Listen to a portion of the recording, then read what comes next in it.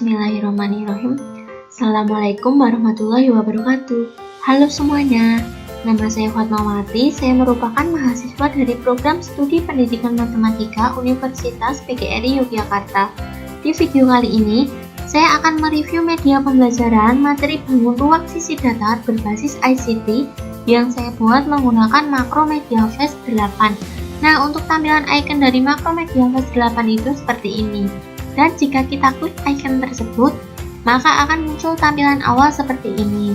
Sebelumnya, Macromedia Flash 8 merupakan salah satu versi software dari Macromedia INC yang berupa program grafis dan animasi yang digunakan untuk membuat animasi web interaktif, film animasi kartun, dan game flash yang menarik.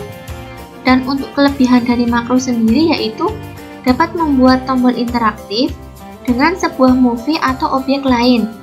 Selanjutnya dapat membuat gerakan animasi dengan mengikuti alur yang ditetapkan. Dan untuk kekurangannya, proses belajar Macromedia Flash tidak dapat dilakukan secara otodidak, dikarenakan dalam proses pembuatannya diperlukan adanya bahasa pemrograman atau coding.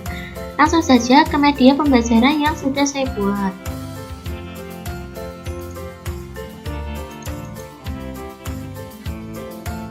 Sebelumnya, saya akan menjelaskan kelebihan dan kekurangan dari media pembelajaran yang saya buat.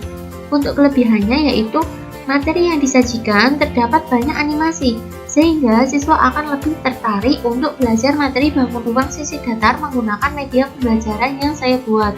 Dan untuk kekurangannya, jika saat proses pembelajaran menggunakan media ini dan tidak dipandu oleh pendidik, maka rawan timbul miskonsepsi siswa terhadap materi yang disajikan. Nah, ini merupakan tampilan awal dari media pembelajaran yang saya buat.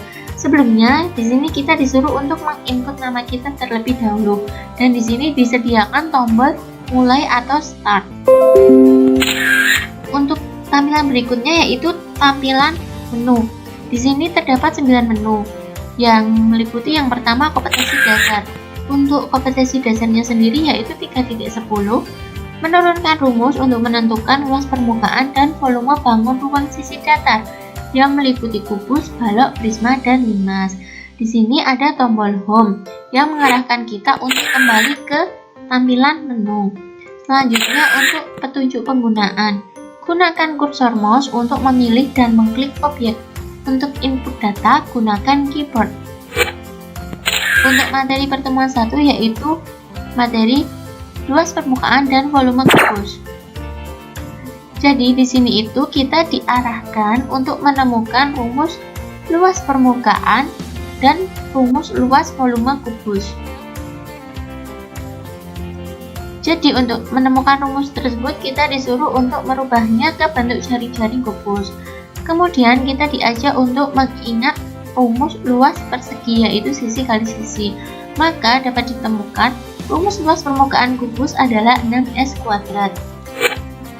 Dan untuk selanjutnya adalah volume. Perhatikan kardus yang berbentuk kubus berikut ini. Jadi di sini itu ada 8 buah kardus yang berbentuk kubus. Kemudian 8 kardus tersebut disusun menjadi satu buah kardus yang berukuran besar. Maka dapat dianalisis ada 8 buah kardus yang berbentuk kubus berukuran 2x2x2 yang volumenya 8 satuan kubik. Maka dapat disimpulkan volumenya adalah S pangkat 3.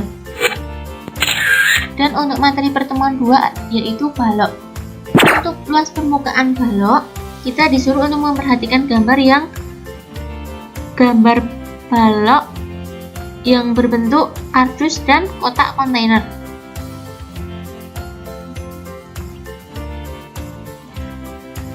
Lalu muncul pertanyaan, bagaimana mencari luas permukaan kontainer yang berbentuk balok? Selanjutnya, kita disuruh untuk merubah ke bentuk jaring-jaring terlebih dahulu. Terdapat 6 persegi panjang yaitu 1, 2, 3, 4, 5, 6. Jadi, luas permukaan balok adalah kita disuruh untuk mengingat rumus luas persegi panjang yaitu panjang kali lebar.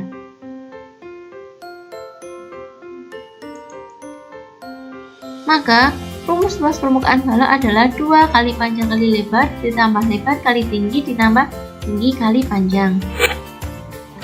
Selanjutnya adalah volume balok. Perhatikan gambar kubus dan balok berikut. Jadi ini ada sebuah balok dan sebuah kubus. Kemudian dengan menggunakan 12 kubus bisa mengisi penuh volume balok. Maka dapat dianalisis panjang baloknya 3, lebar 3, dan tinggi 3.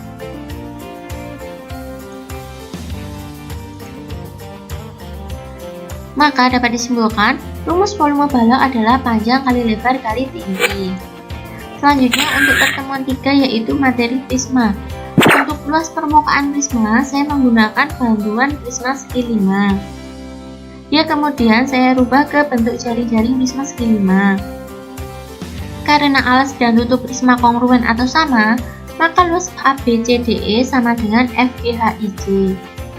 Sehingga setiap prisma berlaku rumus 2 kali luas alas ditambah keliling alas dikali tinggi prisma. Dan untuk volume prisma, saya menggunakan bantuan bangun ruang balok yang kemudian dipotong menurut diagonal bidangnya sehingga menjadi 2 bagian. Maka akan terbentuk prisma segitiga sehingga dapat ditemukan rumus volume prisma adalah luas alas dikali tinggi. Selanjutnya adalah materi pertemuan keempat yaitu limas. Untuk rumus luas permukaan limas, saya menggunakan bantuan dari limas segi 4 yang kemudian saya rubah ke bentuk jaring-jaring. Luas permukaan limas dapat dicari dengan cara menjumlahkan luas bangun datar dari jaring-jaring yang terbentuk. Maka rumus luas permukaan limas adalah luas alas ditambah jumlah luas sisi tegak. Dan untuk volume limas, saya menggunakan bantuan dari bangun ruang kubus yang kemudian dipotong menurut diagonal ruangnya sehingga terbentuk 6 limas. Maka dapat ditemukan rumus volume limas adalah sepertiga dikali luas alas dikali tinggi. Selanjutnya adalah latihan soal. Jadi di sini itu disediakan beberapa latihan soal sebelum siswa mengerjakan ujian blok. Nah, ketika siswa menjawab soal tersebut, siswa akan langsung mengetahui jawaban yang benar dan yang salah. Misal ini saya langsung klik.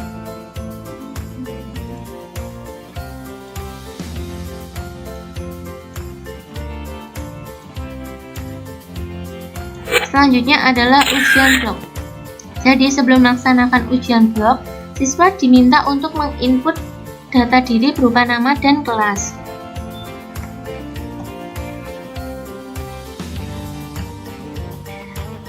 Selanjutnya di sini ada settingan waktu pengerjaan soal. Jadi untuk satu soal itu settingan waktunya adalah 2 menit lebih 30 detik.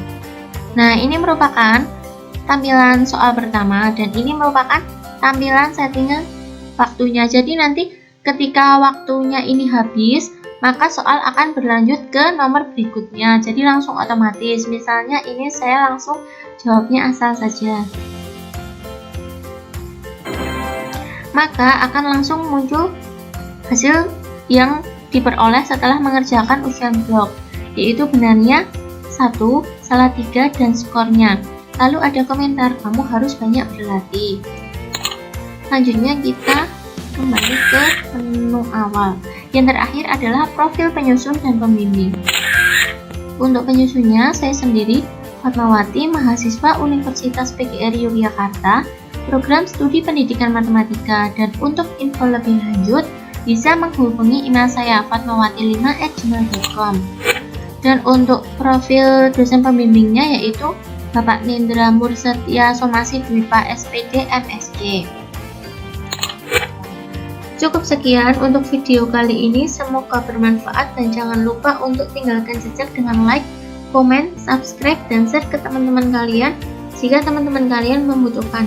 Wassalamualaikum warahmatullahi wabarakatuh.